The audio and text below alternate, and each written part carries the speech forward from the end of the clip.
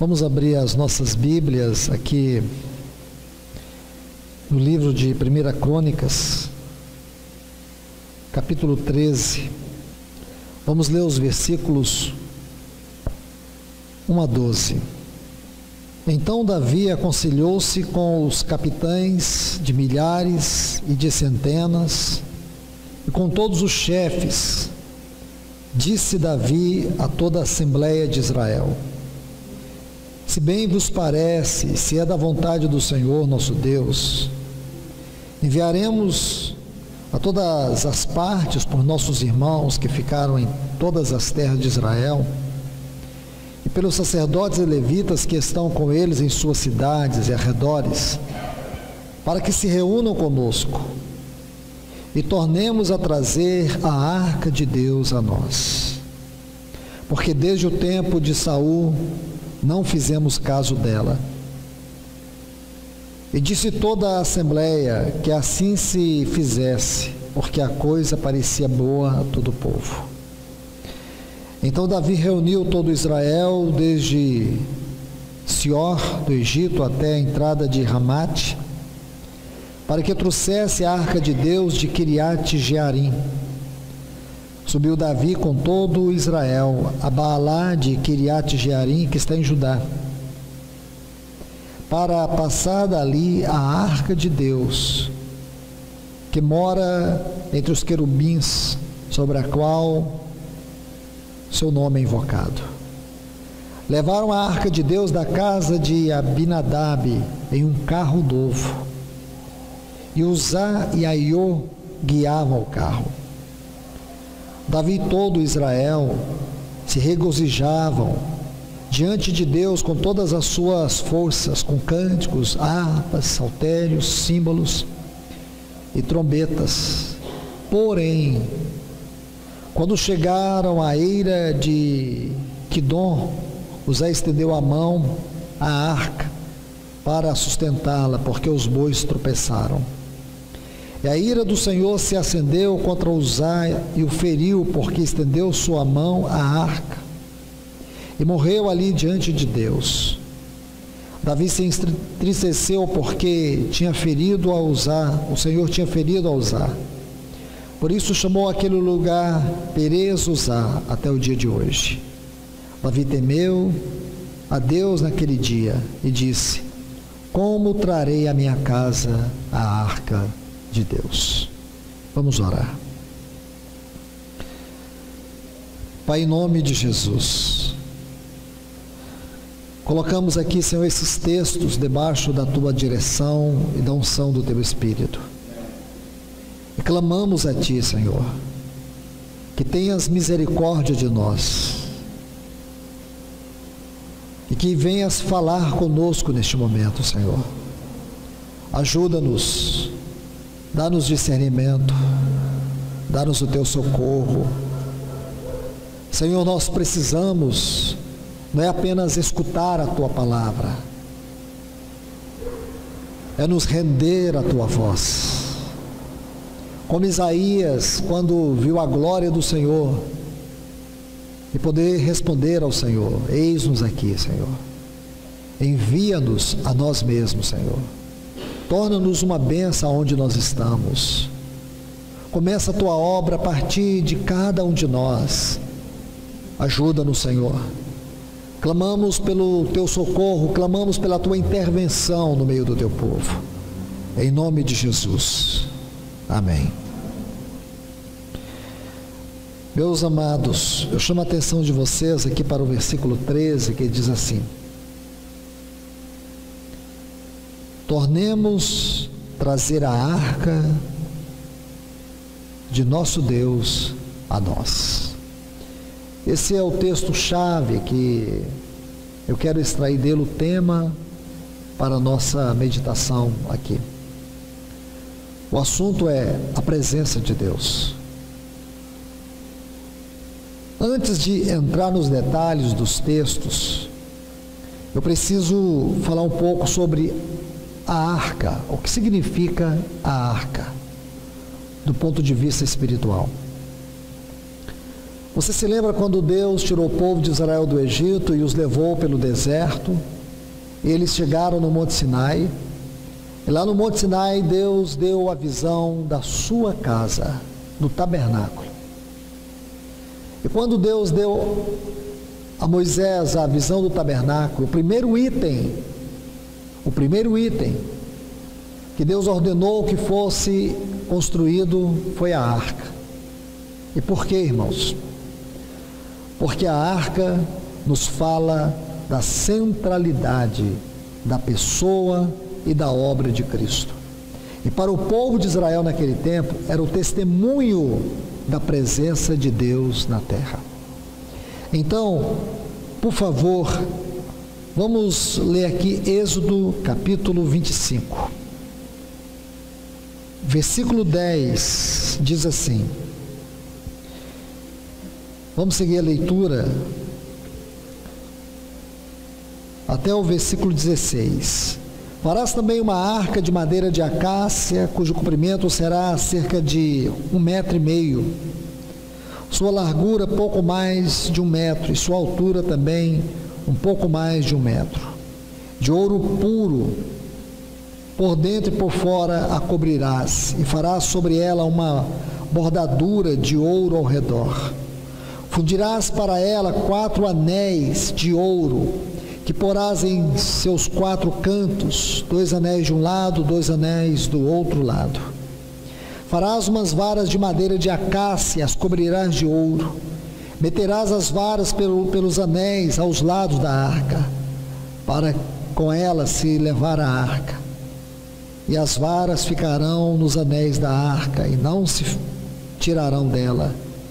E porás na arca o testemunho que eu te darei. Então vocês estão vendo aqui, meus irmãos, como Deus ordenou que fosse construído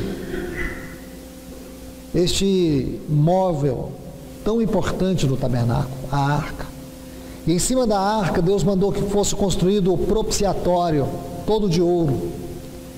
E em cima desse propiciatório havia 2 querubins com a sua face voltada para dentro da arca. Você precisa entender isso. Embora aparentemente são figuras, embora aparentemente tenha a ver com a tipologia bíblica, porém nós não lemos vendo apenas figuras, mas uma realidade espiritual. Porque tudo na palavra de Deus tem a mente sagrada de Deus, tem os pensamentos mais elevados de Deus, tem o propósito eterno de Deus. E se você quer saber o quanto isso é sério, é só para você olhar a morte de Uzá, quando ele tentou tocar na arca. Deus é sério e Deus é santo. Nós nunca podemos perder de vista a seriedade e a santidade de Deus. Para você entender todo o contexto deste capítulo 13 de 1 Crônicas, você deveria ler, não agora, mas depois, se possível for, os capítulos 1 a 6 de 1 Samuel. Especialmente a partir do capítulo 2 de Samuel até o 6. Você vai ver que no capítulo 4 há uma batalha entre Israel e os filisteus. Nesse tempo havia um sacerdote chamado Eli. Ele era um sacerdote velho, não era apenas um homem velho no sentido da idade, mas também da espiritualidade. Um homem que a sua espiritualidade perdeu o sentido, perdeu o significado, perdeu o peso. Ele era um homem que não tinha autoridade na sua casa, seus filhos profanavam os elementos sagrados e se prostituíam com as mulheres que serviam no tabernáculo. Eles profanavam os sacrifícios, comiam de maneira levianamente a carne do sacrifício. Eles não respeitavam as coisas sagradas. E Eli mal os reprovava. Nesse tempo Deus levanta Samuel, que era uma criança, mas Deus vai trabalhando na vida de Samuel. No capítulo 4, aqui de 1 Samuel, acontece uma guerra entre Israel e os filisteus, lá em Ebenezer. E o que acontece ali? Israel perde a primeira parte da batalha. E depois o que eles fazem? Os filhos de Eli Ofni e Finéias tomam a arca e levam para o arraial. Quando a arca chega no arraial, há um grande alvoroço. E o que aconteceu? Aconteceu que Israel perde a batalha, os filhos de Eli morrem e a arca é levada. Quando a notícia chega em Israel, a Bíblia diz que Eli cai e ele quebra o pescoço e morre. Sua nora estava grávida e naquele exato momento nasce uma criança, e o nome da criança é Icabô. Em algumas versões está Icabode, porém o significado é: e foi-se a glória de Israel, porque foi levada a arca de Deus. Então você vê que a arca de Deus era um testemunho da glória de Deus. Glória é aquilo que faz de Deus, Deus. Deus é glória. A arca no lugar santíssimo era um sinal significativo da presença e do testemunho de Deus entre o seu povo. Porém, nós sabemos que aqui há uma época de apostasia. Nós estamos estudando nesses dias sobre apostasia e avivamento. Ontem tivemos a primeira palavra. E nós estamos vivendo uma terrível apostasia. Uma apostasia que é caracterizada pelo esfriamento do amor. Como nós vimos em Mateus capítulo 24, versículo 12. Por se multiplicar a iniquidade, o amor de muitos esfriarão.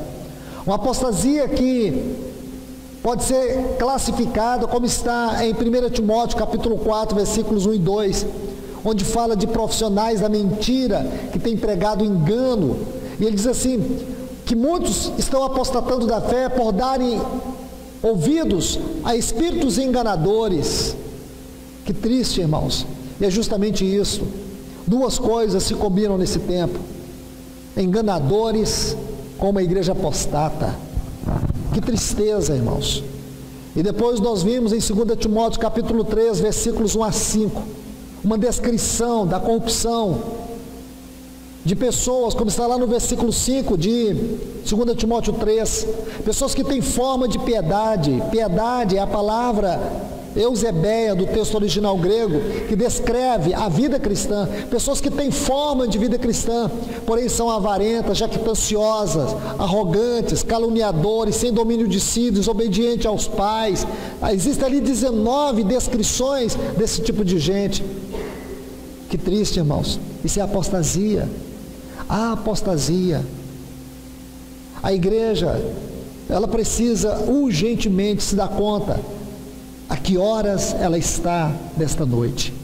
Lembra de um texto que está em Isaías capítulo 21 e o versículo 11, está assim, irmãos: encargo de domar, gritam-me de Seir, guarda, a que horas estamos da noite?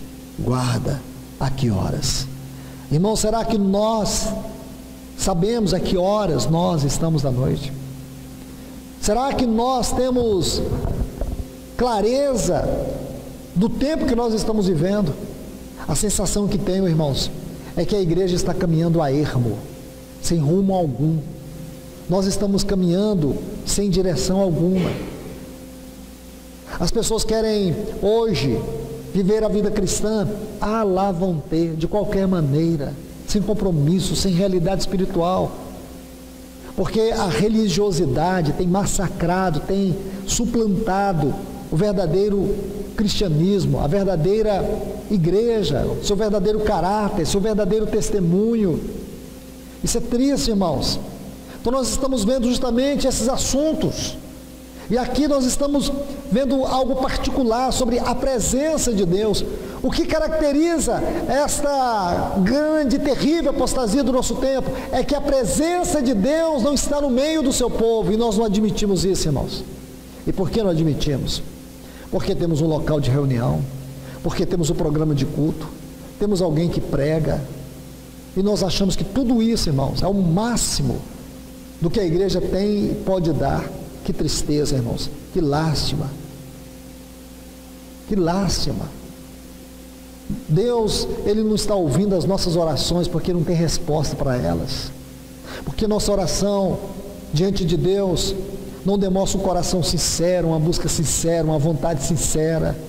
Nossa cerviz é endurecida. Deus não caminha com uma pessoa que tem uma cerviz dura. Deus só caminha com aqueles que se quebrantam. Lembra? Êxodo capítulo 33. O que Deus fala para Israel? Deus fala para Moisés algo muito sério. Este é um povo de dura cerviz, e eu não posso andar com eles, porque se eu andar com eles, eu os consumirei nesse deserto. Isso não é sério, irmãos? Um povo de dura cerviz. Sabe o que é cerviz? Aqui é cervical. É um povo que não se quebranta. Como é triste isso, irmãos. Nós não choramos mais na presença de Deus. Nós não choramos mais na adoração, quando nós o adoramos. Nós cantamos como se nós estivéssemos cantando para um objeto de madeira, um objeto sem vida. Nós nem sabemos o que é louvor. Cantamos porque cantamos porque faz parte do programa. Nós não tocamos, não temos realidade assim de tocar Deus com a nossa adoração. Compreende, irmãos? Porque a presença do Senhor já saiu há muito tempo. Ele está fora, querendo entrar, ter o seu lugar central. Perdemos a reverência, perdemos o temor, perdemos a sensibilidade espiritual. As mensagens, o efeito delas dura até o final da reunião. Depois da reunião ninguém sabe o que foi pregado e ninguém se preocupa em viver o que recebeu. Você já ouviu falar dos morávios? Os morávios, eles viveram um avivamento que durou 100 anos. 100 anos, irmãos. Esse avivamento foi marcado por duas coisas: pela oração e pela evangelização. Oração e evangelização. Eles oraram 100 anos. Você quer ver se uma igreja está vivendo uma realidade espiritual adequada ou uma apostasia? Veja como que é a oração na igreja. Veja como que a igreja ora. Veja como os irmãos oram. Veja como é a oração coletiva, a oração congregacional. Veja se é os céus ligando a terra. Vê se realmente existe quebrantamento. Vê se existe desejo. Se isso começa desde os irmãos que servem no ministério da palavra, no ministério de adoração, embora adoração não é ministério, mas no serviço de adoração, na diaconia, demais irmãos de maneira geral. Veja se existe um comprometimento sério. Irmãos, se existe, então podemos dizer, esta igreja está caminhando para um avivamento. Se não, irmãos, é apostasia, é Laodiceia. Isso é grave, irmãos, porque o Senhor não vai casar com a prostituta. Ele vai casar com uma noiva pura, uma virgem, sem mácula, sem ruga. Nós temos que admitir isso, irmãos, porque nós temos que olhar. A Bíblia tem 31.124 versículos, 8.117 são profecias. Existem 8.117 versículos na Bíblia que fazem referência à profecia. E se você olhar, existem 600 eventos proféticos com relação à primeira e à segunda vinda de Cristo. E quando você olha as profecias com relação à primeira vinda, todas se cumpriram. E quando você estuda as profecias concernentes à sua segunda vinda, só faltam 20. O que significa que só faltam 3%. 97% de todas as profecias já se cumpriram, irmãos. E como que nós, sabendo disso, não estamos preocupados? É hora de nós clamarmos, é hora de nós orarmos, é hora de nós colocarmos os nossos rostos no chão e pedir: Senhor, volta para a tua igreja, Senhor. Não é para vir arrebatá-la, entre aqui no meio de nós, arranca tudo que não te agrada, tira todo o entulho, muda o nosso coração, converte-nos, transforma-nos, enche-nos da tua presença. Nós não queremos fogo de palha, não. Nós queremos uma sarça que queima e não se apaga. Porque nós temos perdido isso, irmãos. Muitas vezes ofendemos o Espírito Santo, repetidas vezes, e não nos damos conta. Esse assunto aqui é sério, a presença de Deus. Imagine, irmão, Saul governou 40 anos e a arca não estava no tabernáculo. Ninguém se importou. Como foi o reinado de Saul? Foi um fracasso. Como foi o final de Saul? Uma tragédia. Uma tragédia. Foi uma vergonha. Um amalequita o matou. E ele mesmo pediu a morte. Depois o seu corpo foi colocado no muro pelos filisteus. Porque ele se tornou um opróbrio. Opróbrio, irmãos. Nós não podemos brincar com isso. Eu encorajo os irmãos a ir aos pés do Senhor e perguntar para Ele: Senhor, o que existe em nós que não te agrada? Lembra de Moisés, irmãos, quando no capítulo 32 do livro de Êxodo, Arão foi satisfazer o povo, porque Moisés estava 40 dias, faltava só um dia, irmãos, para Moisés voltar. Mas eles não puderam esperar. E o povo assediou Arão e diz: faze-nos deuses que vão adiante de nós. Se você buscar essa frase adiante, que eles usam ali no capítulo 32 do livro de Êxodo, é a palavra peniim, da onde vem face. Sabe o que eles estão dizendo? Faze-nos Deus que mostre sua face para nós. Irmãos, e Arão pegou as joias das mulheres e fez aquele bezerro. Quando Arão fez, ele disse assim para o povo: eis a Israel, os teus deuses que vos tirou da terra do Egito. Vou fazer uma explicação melhor. Quando você olha lá o texto, quando Arão diz eis aí os teus deuses, ele usa o plural. Na verdade, a palavra Elohim é a palavra hebraica para se referir a Deus. Nós sabemos que Deus é chamado por mais de 70 nomes no hebraico antigo, pelo povo de Israel. E Elohim é um desses nomes. O sufixo im é plural, porque é uma referência ao Deus triuno. Então a ideia é que era justamente isso que Arão estava ali, profanando a Trindade Santa, Pai, Filho e Espírito Santo. Eis aí, Israel, os teus deuses, que vos tirou da terra do Egito. Será que era isso mesmo, irmãos? Porque Arão foi aquele tipo de homem que Deus coloca para servir o seu povo, mas ele vive em função de agradar o povo. O que Deus busca hoje é homens que queiram agradar a Ele. Não é pregar o que o povo quer ouvir, é o que o povo precisa ouvir. Então, quando Moisés desce e vê toda aquela situação, o povo ali dançando, festejando, alegrando, como se estivesse num culto de avivamento diante de Deus, Moisés quebra as tábuas da aliança. Deus diz assim para Moisés: o teu povo se desviou, Arão os deixara solta. Irmãos, que tristeza. Deus diz para Moisés assim: Moisés, deixa eu destruir esse povo, e eu farei de ti uma grande nação.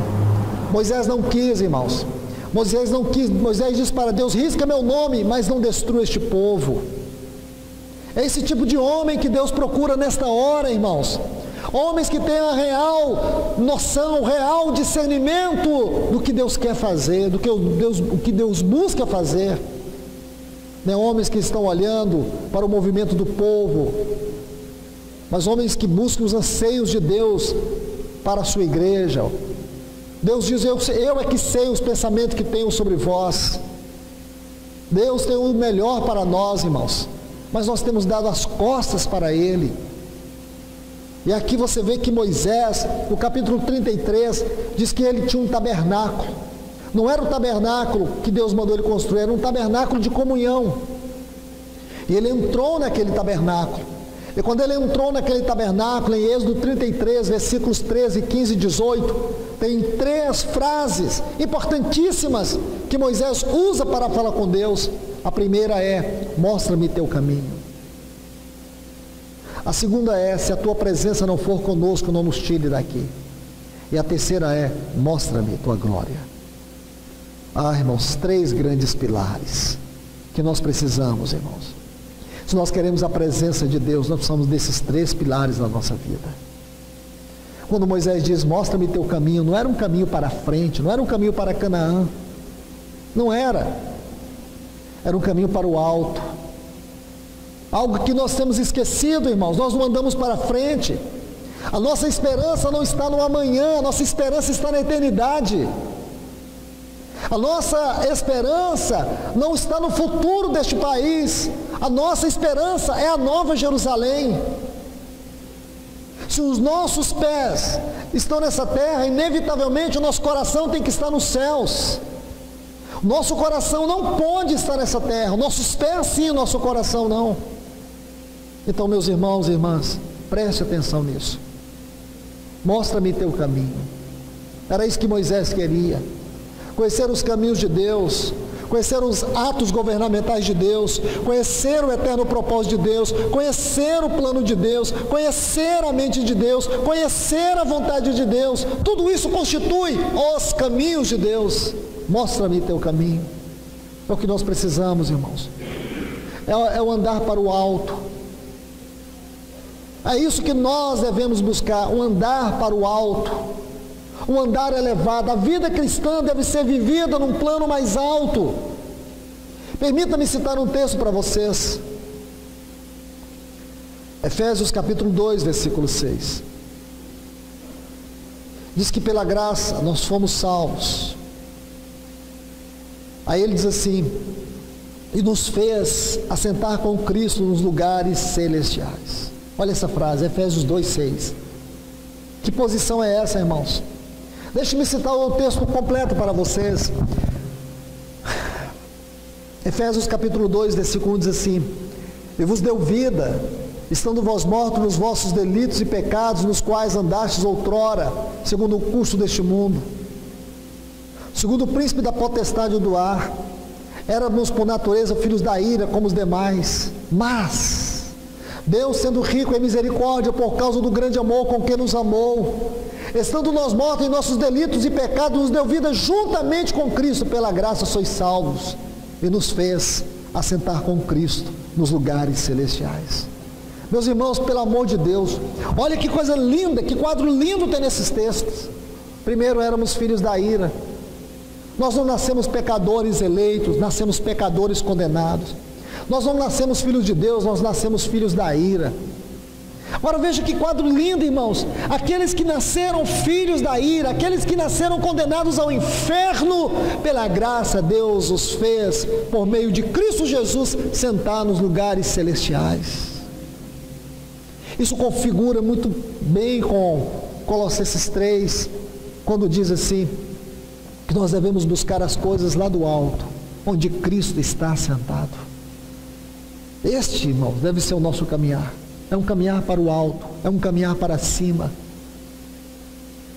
Se nós temos essa concepção, tudo muda no seu lar, tudo muda no seu casamento, tudo muda no seu trabalho, tudo muda na maneira como você vê a vida, seja nas questões materiais, seja nas questões espirituais, seja nas questões políticas, sociais, seja como for, em que esfera for, tudo muda quando você entende que você caminha de maneira ascensional e não de maneira trivial, não de maneira banal. Quando Paulo diz em Filipenses capítulo 3, desde o versículo 14, deixando as coisas que para trás fiquem, avançando para as que diante de mim estão, prossigo para o alvo, para o prêmio da soberana vocação. Essa palavra soberana, irmãos, eu quero destacar ela, soberana. É um vocábulo muito especial no texto grego, significa ascensional, ascensional vocação. A nossa vocação tem que ser para o alto, irmãos, não é no amanhã. Porque você tem colocado o seu coração no amanhã que você está ansioso? Porque quando você coloca no amanhã, você tem medo. Você tem medo de faltar o pão, você tem medo da insegurança, você tem medo da morte, você tem medo da doença. Você tem medo, você se sente seguro. E porque você se sente seguro e diz que tem Deus, o problema é que você colocou o coração onde Deus não está. Não é que Deus não está no amanhã, Ele está no amanhã, mas a sua gloriosa presença está no seu trono, seu glorioso propósito está no seu trono. Deus está em toda parte, passado, presente e futuro, funciona de maneira instantânea aos pés dEle. E não é disso que eu estou falando, é que lá no amanhã não é o que Ele quer para você, porque o amanhã não nos pertence. O que nos pertence é muito maior do que o amanhã. O que pertence para nós é uma eternidade de glória, e nós perdemos a visão da eternidade, irmãos. Nós estamos tendo uma visão muito curta das coisas e da vida. E porque perdemos a visão da eternidade, caímos no laço da ansiedade, da opressão, da depressão. Então, meus irmãos, voltando aqui para esses textos, vamos meditar em algo tão sério aqui, irmãos. Primeiro Moisés ora, mostra-me teu caminho. Depois ele disse, se a tua presença não for conosco, não nos faça sair daqui. Que coisa impressionante, irmãos. A presença de Deus era mais importante para Moisés do que Canaã. Deus disse para Moisés que ordenaria o seu anjo para ir à frente e destruir todas as nações cananeias. Deus disse para Moisés que ele daria para ele a terra de Canaã, para o povo de Israel a terra de Canaã. Mas Deus disse, porém a minha presença não irá convosco. Moisés disse, então não sairemos daqui. Se o Senhor não for conosco, nós não iremos sair daqui. Que lindo, irmãos. Porque o que Moisés queria não era Canaã, Moisés queria a presença de Deus. Irmãos, isso tem que esmagar o nosso coração, porque nós temos perdido a presença de Deus. Lembra quando Davi diz assim, como trarei a arca do Senhor para a minha casa? Que frase é essa, irmãos? Veja essa frase não do ponto de vista literário, veja essa frase do ponto de vista espiritual. Se a arca nos fala da presença de Deus, é isso que Davi queria, ele queria a presença de Deus na sua casa. Lembra quando a arca foi para a casa de Obed-edom? A Bíblia diz que Deus abençoou Obed-edom, e Davi ficou sabendo que Deus havia abençoado Obed-edom e a casa dele. Então Davi queria trazer a arca. E depois você se lembra, irmãos, se der tempo a gente fala sobre isso, que Davi, quando ele trouxe a arca de maneira adequada, que a primeira vez foi um desastre, e nós ainda vamos falar sobre isso nessa noite. Então depois que ele corrigiu seus erros, que ele colocou os princípios corretos, e aí ele pôde trazer a arca para Jerusalém, depois que termina todo aquele movimento glorioso, toda aquela experiência de avivamento que eles tiveram naqueles dias, Davi entra na sua casa, e você se lembra o que aconteceu? Quando ele chega, tem uma mulher amarga, uma mulher que o reprova, que o censura, uma mulher que diz para ele, é dessa maneira que deve se portar o rei de Israel, porque Davi estava regozijando, porém a sua casa, estava lá uma mulher fria, indiferente às coisas espirituais. Ah, irmãos, que tristeza, é um lar dividido, é um lar onde os cônjuges não comungam da mesma experiência de fé. Não é que um é cristão, o outro não é. Estou falando de algo muito mais sério ainda. É quando os dois são cristãos, porém um tem uma busca, outro não tem nada. Aquilo que está lá em Mateus capítulo 24, estarão dois numa cama, um será deixado e o outro será levado. Que triste, irmãos. Lares que perderam a presença de Deus. Meus irmãos e irmãs, vocês que estão aqui casados, que servem o Senhor, procurem discernir se a presença de Deus está na sua casa, porque nós achamos que a presença de Deus, no sentido elevado da palavra, porque, irmãos, esse lugar aqui não é mais importante do que a nossa casa. Isso aqui é apenas um lugar onde nós nos reunimos. A gente costuma dar muita ênfase a esse lugar, a gente chama até esse lugar de igreja. Isso aqui não é igreja, irmãos, igreja é esse povo que está aqui. Isso aqui é apenas um local de reunião, onde a igreja vem para cultuar, para receber de Deus sua palavra. Então escute bem, a ênfase primeiro deve estar na nossa casa. É essa ênfase da presença de Deus na nossa casa que tem reflexo no culto. Se o culto é frio, é porque a presença de Deus é fria na nossa casa. E nós não temos dado esse valor da presença de Deus no nosso lar. Veja, nós temos tempo para assistir filmes, para assistir futebol, para ficar horas e horas na frente da televisão, até mesmo como família, e não temos um tempo como família para cultuar a Deus, para orar a Deus. Não temos. Nós temos os lugares reservados para tudo, para o café, para a sala de TV, tudo, mas nós não temos o lugar onde nós nos dedicamos a Deus em oração. Nossa casa não bendiz o Senhor, irmãos, que tragédia. Essa é uma tragédia de uma igreja laodiceana caída. O Senhor não é honrado na nossa casa, não é honrado no nosso lar. Sua palavra não tem primazia na nossa casa. Eis a questão, porque os filhos não estão mais temendo os pais.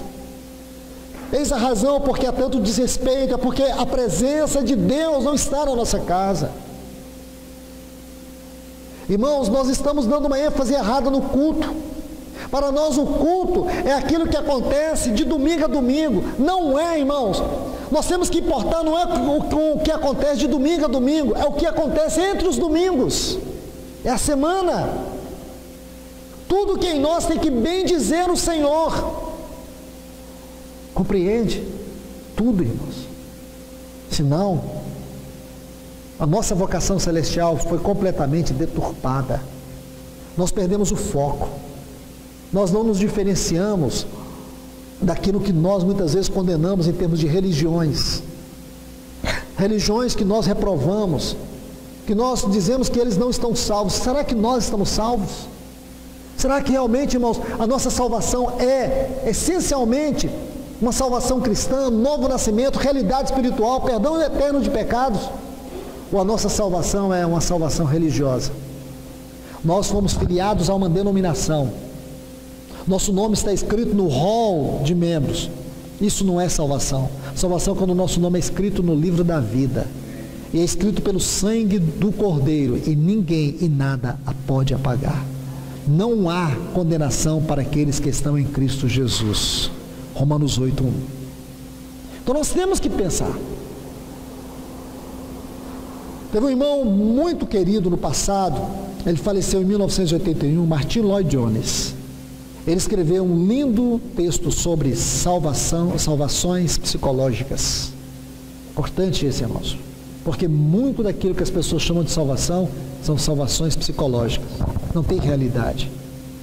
Não é porque a pessoa abandonou alguns vícios. O que adianta abandonar os vícios e não ter uma vida cristã excepcional? O que adianta dizer que saiu do mundo, mas o mundo não saiu dele? Isso é sério, irmãos. Chegou a hora, irmãos, eu entendo que Deus está enviando sua palavra na terra, como uma espada inflamada, para poder expor tudo de errado que existe em nós, porque o Senhor quer purificar a sua igreja, porque antes de voltar para buscá-la, Ele vai voltar para dentro dela, para promover um grande avivamento da sua presença e da sua glória. Então Moisés disse: a tua presença não for conosco, não nos faça sair daqui. E lá no versículo 18 ele diz assim para Deus: mostra-me tua glória.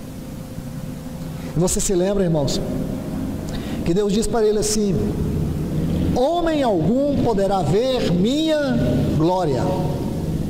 Ninguém poderá ver minha glória, mas eu vou te colocar na fenda da rocha, isto é, uma rocha ferida, e quando eu passar, tu verás as minhas costas, mas a minha face não. Então Deus dá aquela experiência para Moisés. Naquele momento Moisés não podia ver a face de Deus, e não viu. Mas havia algo entre Moisés e Deus, e é um ponto muito interessante, porque se você estudar Números capítulo 20, você vai ver que Moisés, ele fere a rocha, e por conta disso, Deus diz para ele que ele não iria entrar em Canaã. E de fato Moisés não entrou em Canaã, e tem muita gente que julga Deus por conta disso. Como pode Deus fazer isso?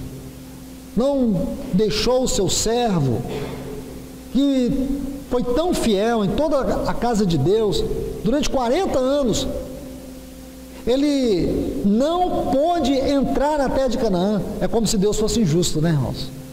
Mas eu te falo, Canaã nunca foi a ocupação central do coração de Moisés. A ocupação central do coração de Moisés era a face de Deus. Ele caminhava buscando a face de Deus. Ele não queria Canaã em primazia, mas sim a face de Deus. E lá em Deuteronômio capítulo 34, Os versículos 1 a 5 vai nos contar da morte de Moisés. Ele morreu, ele pôde ver a terra, mas ele não entrou nela. Aí você pensa, que triste. Para Moisés não. No versículo 10 deste texto diz assim: nunca houve na terra um homem como Moisés, que falasse com Deus face a face. Eu quero te perguntar, Canaã é maior e melhor do que a face de Deus? Nunca. Canaã é temporário, a face de Deus é eterna. Moisés não entrou em Canaã, mas ele ganhou a face de Deus. Você está vendo, irmãos? Então nós vamos voltar aqui para 1 Crônicas. Deixe-me mostrar algo para vocês aqui. Moisés é esse grande exemplo para nós. Agora vamos ver este avivamento aqui nos dias de Davi. Davi queria trazer a arca, a presença de Deus. Essa era a sua busca, esse era o seu anelo. Mas Davi fez tudo errado. Lembre-se, aqui no versículo 1 diz que Davi tomou conselho com os homens de guerra, com os capitães. Ele tomou o conselho com os seus soldados. E se você olhar, no versículo 4, diz que todo o povo ficou feliz com isso. Eles acharam que esta era uma coisa muito boa, trazer a arca. Então o que eles vão fazer? Vão trazer a arca. Aí Davi providenciou um carro, colocou a arca sobre um carro novo. E eles vinham regozijando.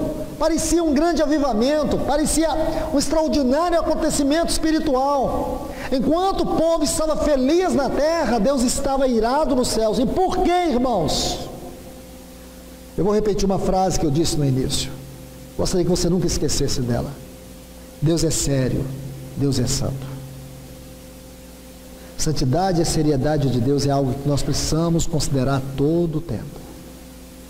Enquanto o povo estava lá alegre, irmão, nossa alegria não é sinal de espiritualidade, pode ser até sinal de carnalidade. Porque quando a nossa alegria não está centrada plenamente na vontade de Deus, quando a nossa alegria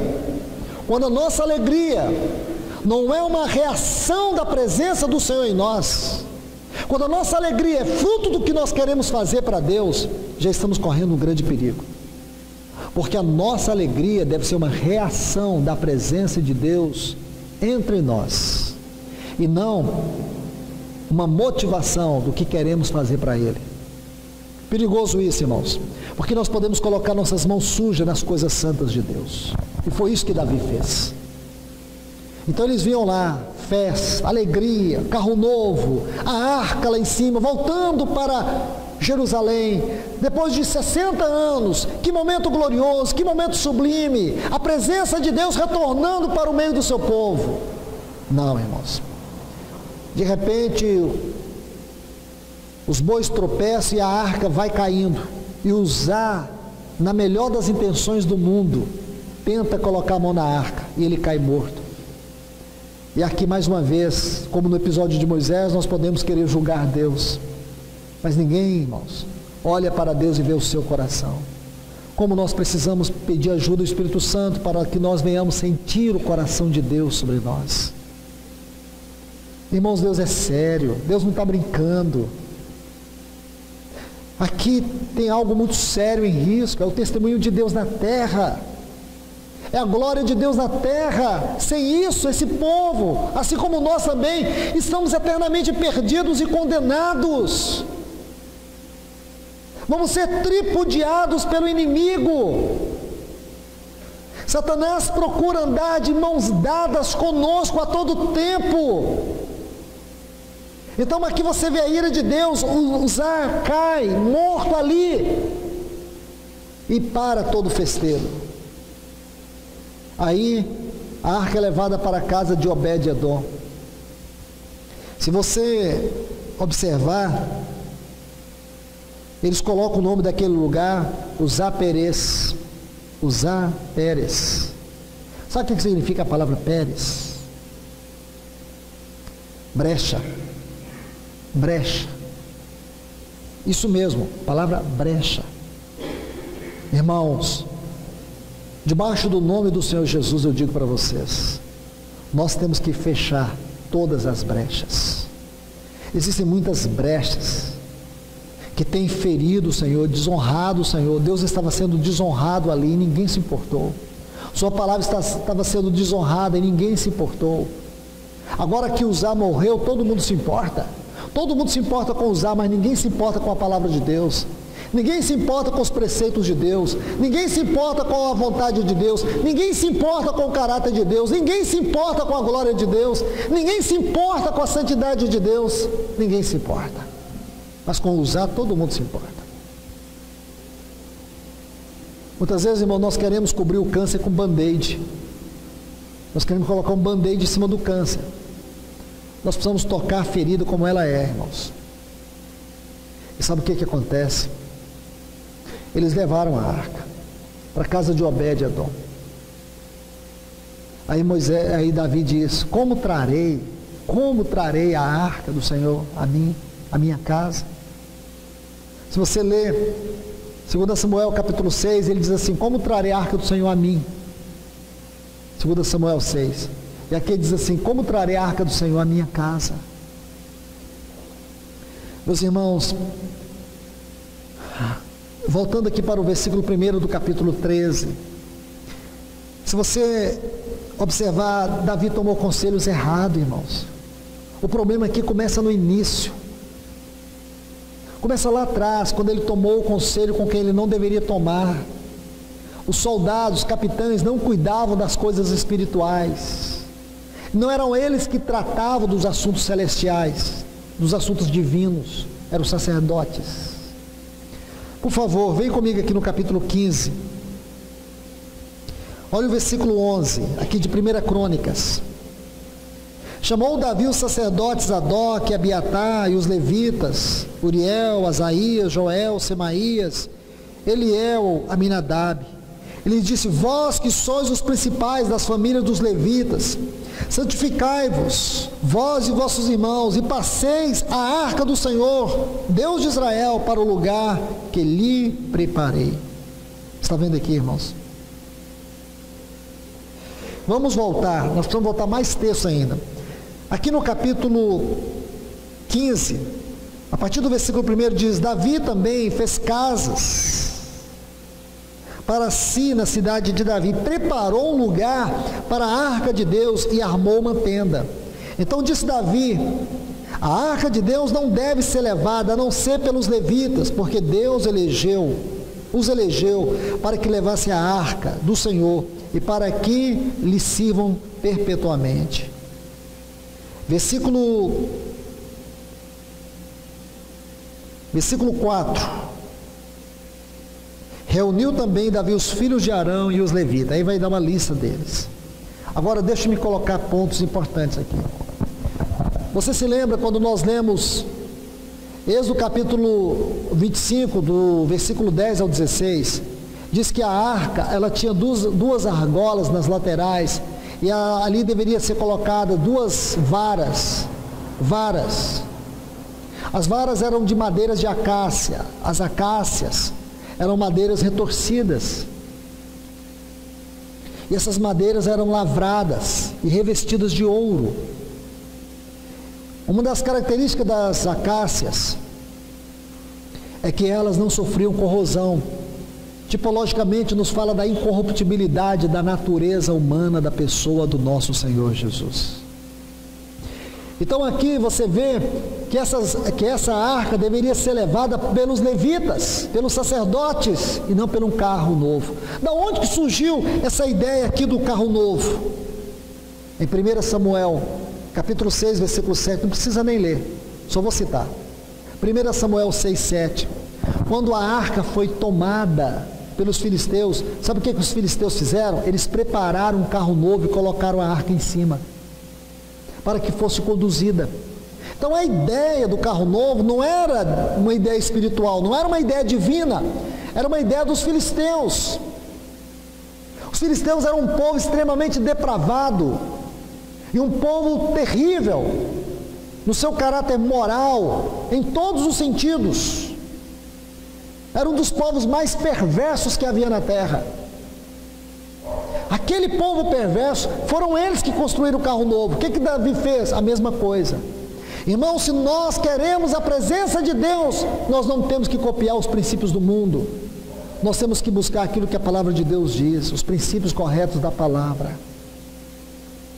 Nós temos que pedir ao Senhor que tire do nosso meio todas as formas, todos os conceitos, todas as práticas, tudo aquilo que não lhe honra, tudo aquilo que não está de acordo com a sua santa palavra, com o seu santo caráter, tudo aquilo que é prática, inconveniente, que não diz respeito à igreja do Senhor, que não está descrito na sua palavra, nós precisamos colocar para fora, porque senão, irmãos, nunca teremos a glória da presença de Deus entre nós.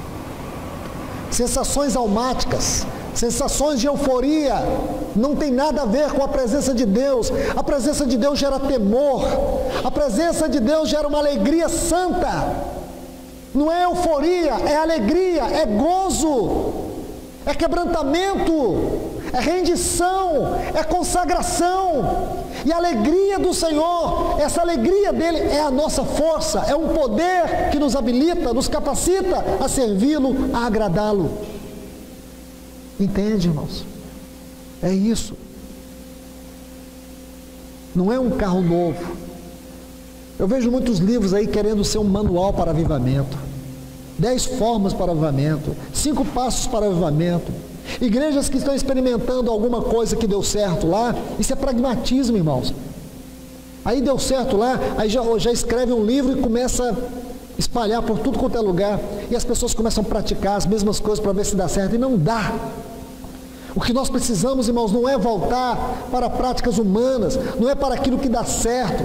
Nós precisamos é voltar para a palavra de Deus, buscar na palavra de Deus, onde é que nos perdemos no caminho. O que nós temos abandonado da sua palavra? O que foi que Davi fez? Davi desprezou a palavra de Deus.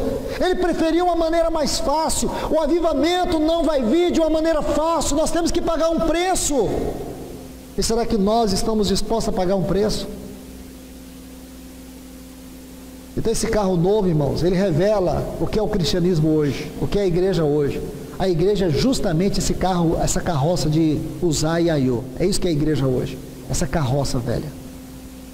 E nós colocamos a presença de Deus aí e achamos que nós temos o poder de conduzi-la. Não, irmãos. A presença de Deus é algo sério, é algo santo. Talvez, irmão, seja por isso que há tantos fracos e doentes, espiritualmente falando, no nosso meio. Há tanta descrença, tanto desânimo, há tanto pecado. Não há arrependimento, não há choro pelo pecado.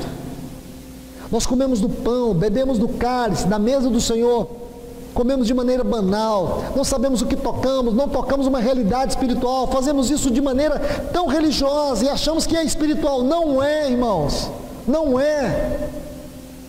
Veja que o Senhor diz assim em 1 Coríntios 11, para nós examinarmos a nós mesmos. Não é examinar para ver se temos pecado não, irmãos, porque se eu examinar a mim, eu vou ver tantas falhas, tantos erros, tantos pecados. É nos examinar na luz de Deus, é comer dignamente, é comer esse pão dignamente aqui, irmãos, é tocar a sua realidade espiritual. É saber que você não está comendo um pãozinho, bebendo um cálicezinho, você está tocando a realidade daquilo que é o corpo de Cristo, daquilo que é o sangue de Cristo, daquilo que significa essa tão grande salvação na sua vida. É algo que comunica vida, comunica certeza, mas nós fazemos isso tão religiosamente, irmãos. Fazemos isso de maneira tão comum, e tem sido tudo, irmãos. A mesa do Senhor, nossas orações. Irmãos, o que é as nossas orações? Você pode ver, irmãos, que a maioria das nossas orações tem a ver com coisas que nós deveríamos fazer e não Deus tem que fazer. Nós oramos para Deus fazer aquilo que nós temos que fazer. A gente fala assim: Senhor, enche-me do teu Espírito. Isso é um absurdo você orar isso, irmãos. Você está orando para quê? Eu estou orando para Deus me encher do Espírito. Estou orando, irmãos. Então eu vou te falar, Deus nunca vai te ouvir. Não. Porque se você olhar a palavra de Deus, Efésios 5,18, tem uma ordem, é uma ordem. enchei-vos do Espírito. O verbo ali, o modo é imperativo. Ele ordenou você a ser cheio do Espírito. Então você não tem que pedir a Ele para ser cheio do Espírito. A questão é que você não quer ser cheio do Espírito e está se escondendo nessa falsa oração. A gente fala assim: Senhor, ensina-me a andar no Espírito. Ensinar? Você nunca leu, você não conhece os princípios espirituais, você tem ignorado a palavra, você não tem deixado o Espírito te guiar. O Senhor Jesus disse que o Espírito Santo nos guiaria em toda a verdade. Nós não honramos o Espírito Santo, nós não trazemos alegria, entristecemos Ele. Entristecemos Ele. Aí depois nós oramos para Deus nos ajudar a andar no Espírito. Andar ali também, o verbo é imperativo, é uma ordem. Nós temos, irmãos, essa obrigação é nossa, não é de Deus. Andar no Espírito é um dever nosso, não é de Deus nos fazer andar. Ele tem nos dado o Espírito para habitar aqui dentro. Onde é que o Espírito Santo está habitando? No seu jardim? Ele veio para habitar dentro de você. Jesus diz assim, João 14,16: eu rogarei ao Pai e Ele vos dará. Vos dará. Eu pergunto, Ele já deu? Já. Ele vos dará outro Consolador, a fim de que esteja convosco. Quanto tempo? Para sempre. O Espírito da verdade, que o mundo não vê, vós o conheceis, porque Ele habita convosco e estará em vós. Isso não é Bíblia, irmãos? Sabe o que aconteceu, irmão? Nós somos divorciados da Bíblia. Nós afastamos da palavra de Deus e depois nós ficamos orando coisas que a palavra de Deus diz que você já tem. Você já tem. Eu sempre conto uma história muito interessante de um rapaz que foi fazer uma viagem de navio de 11 dias. E ele levou uma bacia, uma panela com a farofa. Então na hora do almoço ele ia para um cantinho e comia farofa. Comia farofa. Aí na hora da janta comia farofa. A farofa durou 3 dias só. Aí sabe o que aconteceu, irmãos? 4º dia, fome. Ele passava lá no restaurante, via todo mundo comendo. Quem já andou de navio aqui sabe o quanto se come no navio. E ele olhava. De manhã, de tarde, à noite estavam as mesas postas. E ele doido para pedir uma maçã, uma banana. No 6º dia ele já estava desmaiando de fome. Até que uma pessoa encontra ele e pergunta para ele: você está passando bem? Ele disse: estou mais ou menos. Aí até que a pessoa vai apertando, vê que ele não está bem, vai perguntando. Ele disse: porque eu trouxe uma farofa e a minha farofa acabou. Eu já estou quase 3 dias sem comer nada. Aí a pessoa fala assim: mas como assim? Como assim? Eu falei: porque eu trouxe, pensei que ia durar mais e não durou. E eu disse: tá, deixa eu ver a sua passagem. Aí pegou a passagem. Eu disse: mas sua passagem é igual a minha. Não te falaram que quando você entrou no navio você tinha direito a café, almoço, janta, e o buffet está exposto ali o tempo todo, você pode comer a hora que você quiser. Eu não sabia, irmãos. Assim são muitos cristãos, são verdadeiros farofeiros, não sabem o que tem. Você entende? Eles querem comer farofa enquanto eles estão à mesa posta com as bênçãos celestiais. Bendito Deus e Pai de nosso Senhor e Salvador Jesus Cristo, que nos abençoou, não é nos abençoará, com todas as sortes de bênçãos espirituais nos lugares celestiais. Mas onde que ficam essas bênçãos? Lugares celestiais, onde nós estamos assentados, ou devemos estar assentados. Nós perdemos a nossa posição celestial, por isso nós temos perdido as bênçãos celestiais. Irmãos, nós precisamos voltar à palavra. Então você vê como nós temos fracassado na oração. Os morávios, eles tinham um princípio governante na oração. O princípio era o seguinte: eles nunca oravam por aquilo que eles mesmos não fosse a resposta. Nunca. Quando eles pediam a Deus um avivamento, eles se consagravam para isso. Quando eles pediam a Deus missionários, eles se colocavam para serem enviados. Eles evangelizaram durante 100 anos, eles revolucionaram o mundo com a oração, a evangelização. Irmãos, nós precisamos urgentemente clamar a Deus que Ele venha fazer uma profunda obra nas nossas vidas. Eu vou encerrar por aqui. Se o Senhor permitir, nós vamos continuar neste mesmo assunto. Que o Senhor nos ajude, irmãos. Que o Senhor ajude a todos nós, a minha vida, a tua vida, todos nós. Nunca vamos poder desfrutar da presença de Deus vivendo a indiferença, vivendo a frieza, desconhecendo os valores espirituais. Esse que eu estava citando, a oração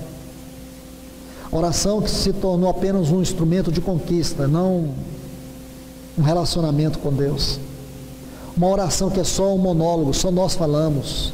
Uma oração onde nós não temos a sensibilidade de ficar no silêncio e tentar ouvir Deus. Uma oração que você sabe que está falando e você sabe que Ele está ouvindo, e que você também pode ouvir o que Ele fala no seu coração. Irmãos, nós precisamos urgentemente que o Senhor venha intervir na nossa vida de igreja, trazer significado a tudo aquilo que é espiritual e que Ele tem nos dado, porque do contrário, irmãos, não passaremos de uma Laodiceia degradada, que não agrada ao Senhor. E aí está o mundo caminhando a passos largos, e nós não somos uma resposta de Deus, não temos uma palavra de Deus que aponte Cristo.